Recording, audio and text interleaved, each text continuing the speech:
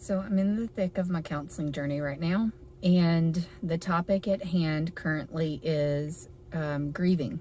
The counselor doesn't think that I ever grieved my grandmother's passing, and honestly, she's not wrong, but I don't think I have grieved most of the bad things that have happened in my life.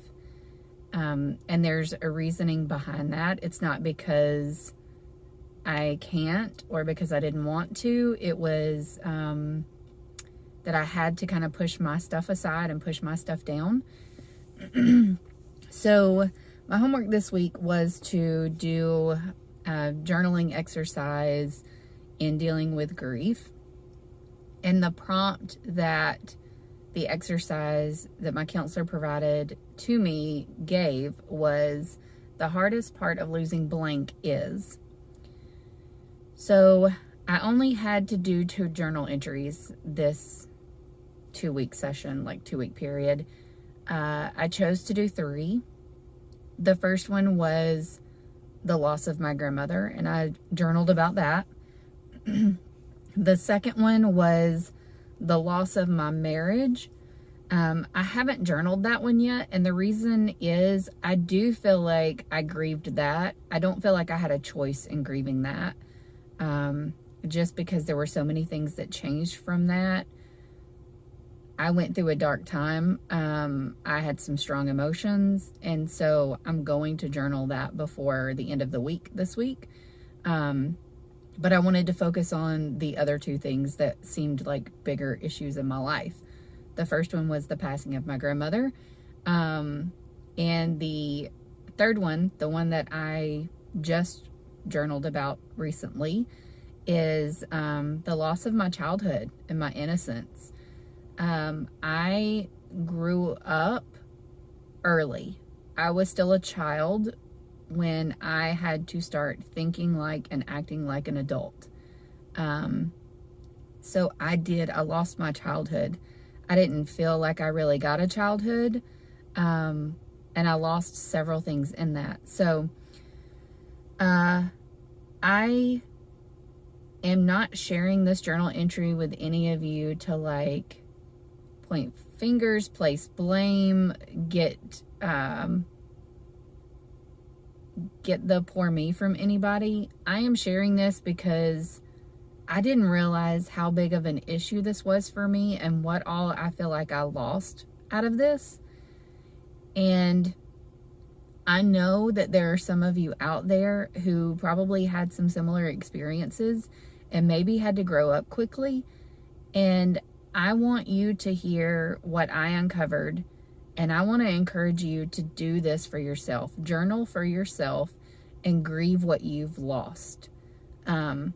Before you do that, I might find a trusted friend or family member that you know that you can lean on and confide in. It's going to stir up emotions. I cried the whole time I wrote this.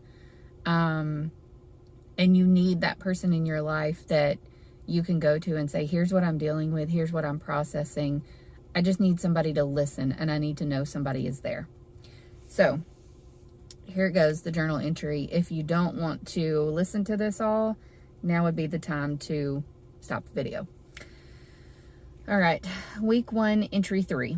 The hardest part of losing my childhood and innocence is losing trust in people who were supposed to love and protect me, losing the joy of being carefree, losing the brightness of my soul. I lost the ability to play, have fun, feel light, and trust others. I lost the support system I thought I had. I was forced to handle heavy, life-changing adult situations at the ages of 3, 7, 8, 11, 16, and 17, and I had no support from those closest to me.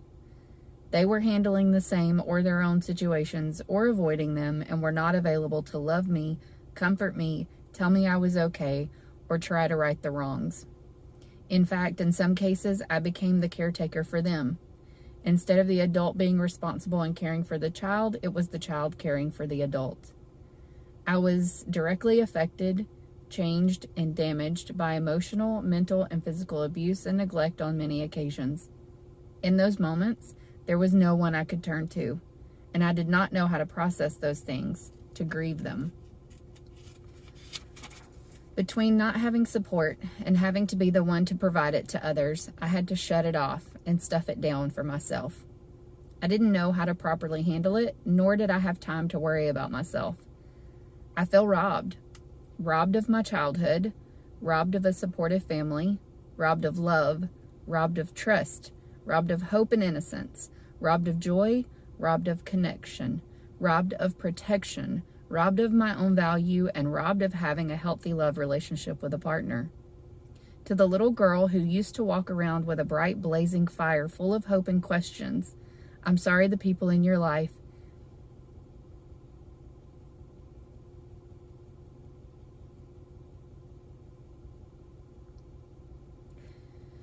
and the ways of the world around you shut you down.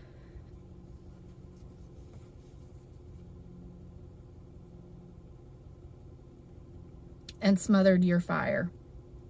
I'm sorry there was no one there to hold you when you cried, to reassure you that you were safe.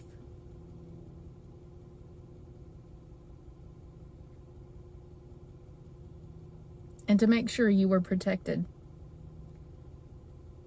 I'm sorry you did not have great models of love around you.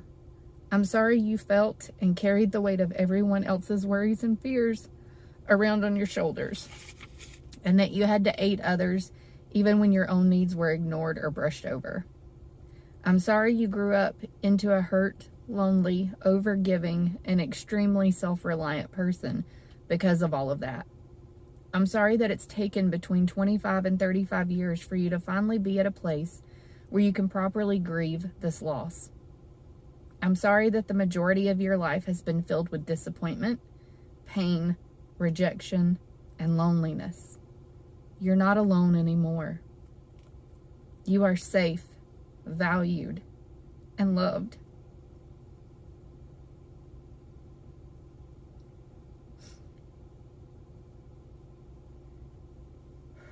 You are accepted and supported. You are the same bright, beautiful soul you were as a young child. It was just dimmed by outside experiences. I want you to brush it off and allow it to shine at full capacity again.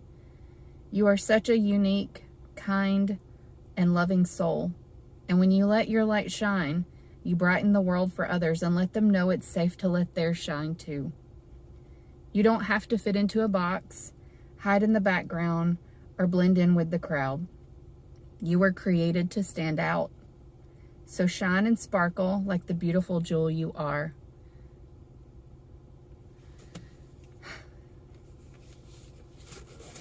So yeah, that was heavy. But after I finished that, I felt much lighter than I have felt in a really long time.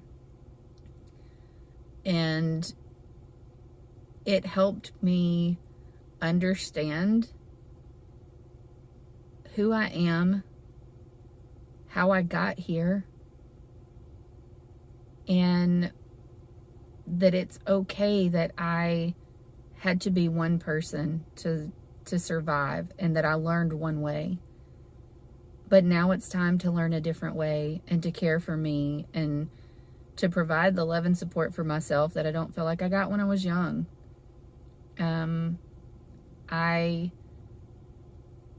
My whole adult life has been trying to find that love and support, and especially in romantic relationships. And I have not found that yet. I'm not giving up, but I am changing how I approach relationship. I am changing how I look at and open up to people. And more importantly, I'm learning how to provide those things for myself so that I don't have to look for that in someone else. Because if I am able to provide that safe environment and that love and that comfort and that support for myself, no matter how bad the outside circumstances get, I know I'll be okay. And so it won't shatter me if somebody chooses to walk away or if somebody doesn't feel the same way that I do. And that's a game changer for me.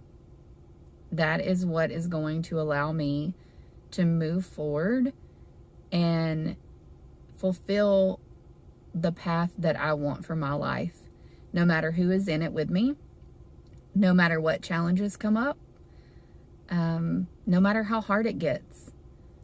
I have survived a lot of hard shit. And yes, I'm cussing. I've kept it tame. I don't call out names. I am still trying to protect other people because I am not going through all of this to get revenge or to damage someone else. I'm going through all of this to give me what I need, and I don't feel like I've had.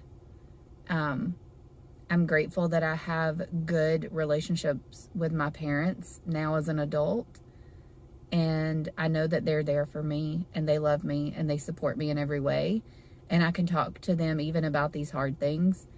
And I have a fantastic friend on my side, and my kids have been two of the biggest supporters to encourage me and push me to take care of me and to keep going toward fulfilling my dream. But I went through a lot of stuff when I was young, and it was things that I didn't process. So I encourage you, if you're in the same boat, take the time to write it down. Tell yourself what you feel like you lost. Tell yourself what you feel like you need that you haven't felt like you've gotten. And then remind yourself of who you are and what you're capable of. And write it down because it makes it that much more concrete. It makes it that much more real. And when something is real, it sticks and it causes change, and it causes you to honestly strive to be your best self because you know you can be. So it's International Women's Day while I'm recording this, and I don't think it's any coincidence that the journal that I have been doing all of my counseling in is the one my daughter gave me. And the cover says, "Here's to strong women. May we know them, may we be them, may we raise them." And I am fighting to be a stronger version of myself, a more whole version of myself. And in the process, I've been trying to teach Leah to be the same. So I'm encouraging all of you, find your strength, find your courage, dig into what you haven't dealt with, face it head on, acknowledge it, and learn what you need to do to change it and to be even better and to have the life you want. I'm cheering you on.